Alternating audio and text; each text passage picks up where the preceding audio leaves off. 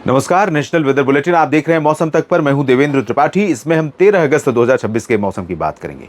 दोस्तों, आगे बढ़ूं और मौसम पूर्वानुमान की चर्चा शुरू करूं उससे पहले आपसे एक अपील है कि आप इस चैनल को सब्सक्राइब कर लीजिएगा अगर आपके लिए मौसम की जानकारियां जरूरी हैं तो। और साथ में मौसम तक फेसबुक पेज पर भी आप मुझे फॉलो कर सकते हैं और कई वेदर बुलेटिन और कुछ और खबरें न्यूज मीडिया मंच पर लेकर आता हूं। अगर आप चाहें तो देखें और सब्सक्राइब करें।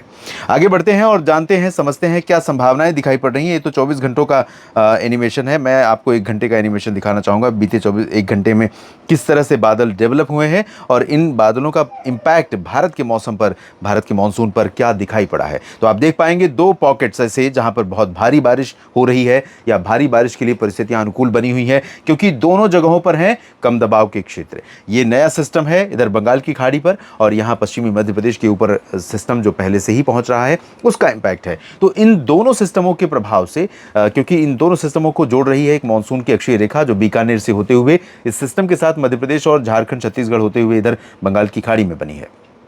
अनुमान है कि जब ये सिस्टम इंटेंसिफाई होकर के इस तरफ से आगे बढ़ना शुरू करेगा तो ये बिहार का जो रीजन दिखाई पड़ रहा है, इधर साउथ बिहार या पश्चिमी पूर्वी उत्तर प्रदेश का रीजन जो दिखाई पड़ रहा है खाली अभी, यहाँ पर बादल भर जाएंगे। ये कल होगा, कल से शुरू होगा और ये कई दिनों तक यहाँ पर चलने वाला है।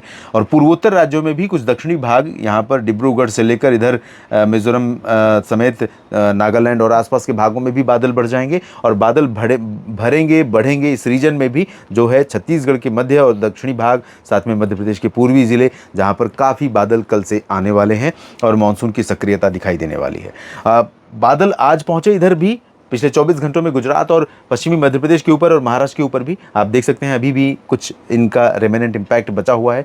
लेकिन यहाँ मध्य प्रदेश से लेकर राजस्थान के बीच में इन बादलों का अच्छा प्रभाव है और अब ये बादल धीरे धीरे हरियाणा और दिल्ली की तरफ कूच कर चुके हैं और गुजरात, इधर आगरा और मथुरा समेत जो पश्चिमी यूपी का कुछ हिस्सा है, राजस्थान और हरियाणा से सटा हुआ, दिल्ली से सटा हुआ, यहाँ पर भी बादल पहुँच रहे हैं आज रात में। और रात से सुबह के बीच में कहीं पर थोड़ी बहुत बौछार या हल्की वर्षा हो सकती है इधर सीकर, अलवर, भरतपुर, इधर रेवाड़ी, महेंद्रगढ़, गुरुग्राम, फरीदाबाद, पलवल समेत। कल कैसा मौसम रहेगा, किन किन जगहों पर बादल पहुंच जाएंगे, पंजाब और हरियाणा का क्या हाल रहेगा, या जम्मू कश्मीर, हिमाचल में क्या परिस्थितियां दिखाई पड़ेंगी, गुजरात और महाराष्ट्र में क्या कुछ परिवर्तन फिर होगा और क्या ये सिस्टम उधर ही बढ़ेगा, या दक्षिण भारत में क्या इम्पैक्ट डालेंगे ये सिस्टम, इन सभी सिस्टमों का हाल क्या रहेगा और मौसम का हाल क्या रहेगा, ये जानते हैं।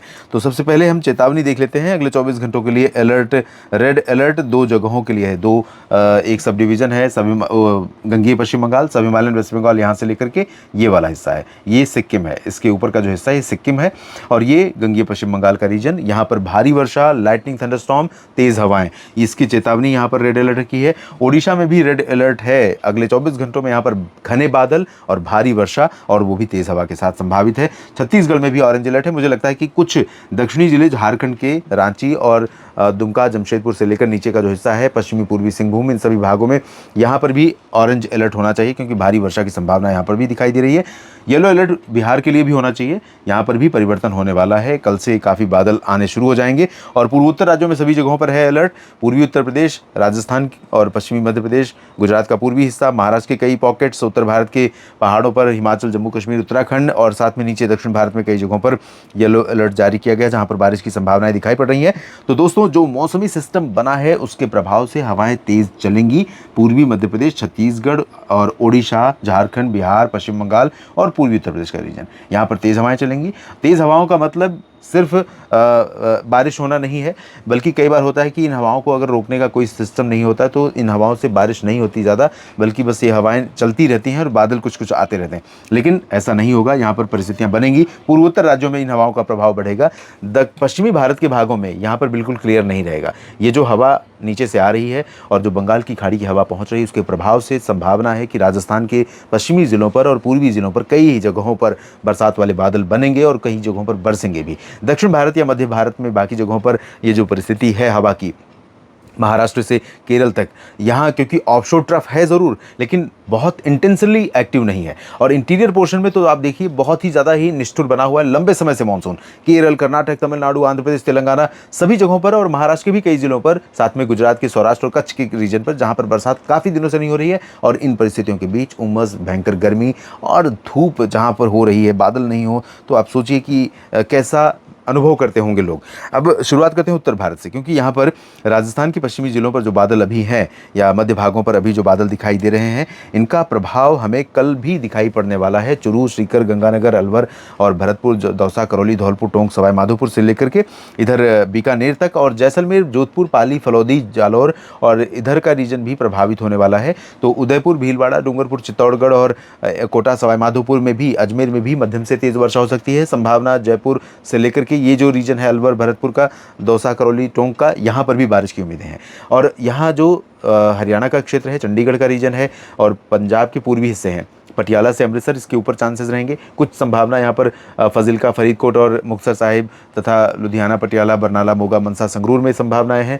और साथ में हिसार, सिरसा, फतेहाबाद से लेकर रेवाड़ी, चरखी दादरी, झज्जर, महेंद्रगढ़, गुरुग्राम, फरीदाबाद, पलवल और चंडीगढ़ से इधर अंबाला, यमुनानगर, करनाल, कुरुक्षेत्र, कैथल, जींद, सोनीपत, पानीपत, दिल्ली एनसीआर में भी यहाँ पर भी संभावना रहेगी। जबकि उत्तराखंड और हिमाचल में आप देख सकते हैं, दक्षिणी हिमाचल, दक्षिणी पूर्वी जम्मू कश्मीर और अधिकांश उत्तराखंड के क्षेत्रों में भारी वर्षा हो सकती है। उत्तर प्रदेश में दिन में बहुत ज़्यादा एक्टिव वेदर कंडीशन तो नहीं रहेगी, लेकिन जल्दी ही बादल आने शुरू हो जाएंगे और ये पूरा बरेली, आगरा, मथुरा तक का क्षेत्र कवर हो जाएगा। शाम तक तो इधर से नए बादल आ जाएंगे दिल्ली एनसीआर पर और गुरुग्राम, फरीदाबाद, पलवल, गाजियाबाद, नोएडा और आसपास के रीजन पर, मेरठ, मुरादाबाद, सहारनपुर पर भी शाम या रात तक आ जाएंगे। और उससे पहले इधर कई जगहों पर बादल पहुंचेंगे, तो पूर्वी और मध्य भागों में कई जगहों पर, लखनऊ, झांसी तक, प्रयागराज और वाराणसी तथा सोनभद्र, मिर्जापुर, भदोही तक, मऊ, चंदौली, गाजीपुर, आजमगढ़ और जौनपुर, प्रतापगढ़, देवरिया और कुशीनगर, गोरखपुर तक इन भागों में कई जगहों पर बादल पहुंचेंगे और मध्यम से भारी वर्षा कुछ दक्षिणी और पूर्वी जिलों पर, मऊ से लेकर के प्रयागराज और फतेहपुर के बीच में कई जगहों पर शुरू हो सकती है।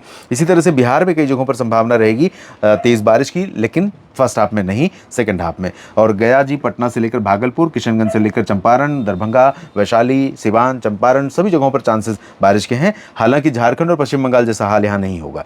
उप हिमालय पश्चिम बंगाल, गंगेय पश्चिम बंगाल, झारखंड, सभी जगहों पर भारी वर्षा की आशंका है। रांची में बहुत तेज बारिश हो सकती है। रांची जो इस समय सुर्खियों में बना हुआ है, जहाँ पर स्टूडेंट्स प्रोटेस्ट चल रहा है, सरकार और छात्रों के बीच टकराव है। कभी सरकार के मंत्री आते हैं, कहते हैं कि समझौता हो गया, और कभी छात्र भी कहते हैं समझौता हो गया, साथ में बात करते हैं, लेकिन फिर कॉन्ट्राडिक्शन होता है। बहुत सारे विषय हैं, बहुत सारे मुद्दे हैं और जिसकी वजह से यहाँ पर टकराव चलता है। तो यहाँ पर प्रदर्शनकारी छात्रों के लिए मुश्किलें बढ़ सकती हैं बारिश के चलते। और इधर पूर्वोत्तर भारत में सभी जगहों पर भारी बारिश संभावित है। मेघालय में चांसेस कम है, पश्चिमी असम में संभावना ज़्यादा नहीं है बारिश की।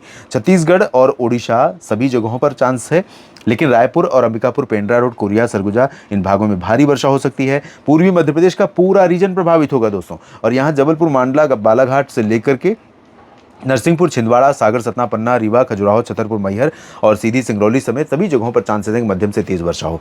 और पश्चिमी जिलों पर अगर देखें तो यहाँ पर बैतूल और भोपाल से लेकर के मुझे लगता है कि इंदौर और धार, ये नीमच, रतलाम का जो रीजन है, यहाँ पर भी कल कम से कम फर्स्ट हाफ में ज़रूर बारिश दोपहर के पहले दिखाई पड़ सकती है।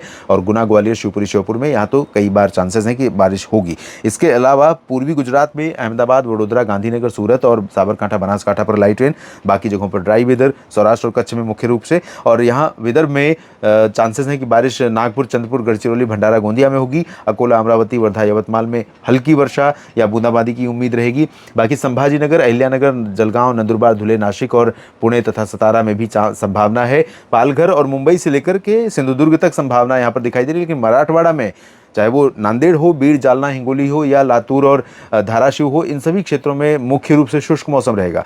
गोवा में तेज़ बारिश हो सकती है। कर्नाटक के तटों पर बरसात की उम्मीदें हैं। केरल में चांसेस हैं, लेकिन आंतरिक कर्नाटक में थोड़ी बहुत वर्षा के अलावा बाकी जगहों पर कोई बहुत उम्मीद नहीं है। छिटपुट बारिश तमिलनाडु में, छिटपुट बारिश तटीय आंध्र प्रदेश पर, या फिर ये दक्षिणी आंध्र प्रदेश है, या फिर पूर्वी तेलंगाना।